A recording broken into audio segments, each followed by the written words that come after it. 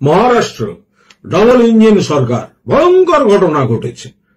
একজন তরুণী চিকিৎসক তিনি আত্মহত্যা করেছেন, হাতের তালুতে লিখে গেছেন সুইসাইড নোট, এবং তাতে 2 পুলিশ অফিসারের নাম লেখা।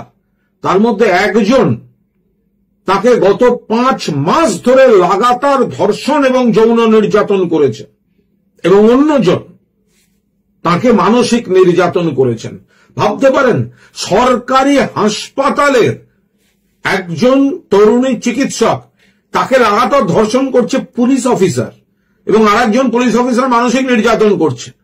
থাকতে না পেরে মেয়েটি সুইসাইড করেছে, হাতে লিখে গিয়েছে। তো এগুলো তো আমাদের এখানকার মিডিয়া তো সারা ভারতের ডবল ইঞ্জিন সরকারের বা অন্য জায়গায় যে কি ভয়ঙ্কর নারকীয় পরিস্থিতি চলছে সেগুলো তো এরা দেখাবে না, এই খবর তো আপনার কাছে আসতে দেবে না। মহারাষ্ট্রে এই ঘটনা ঘটেছে, সাতারা জেলায়।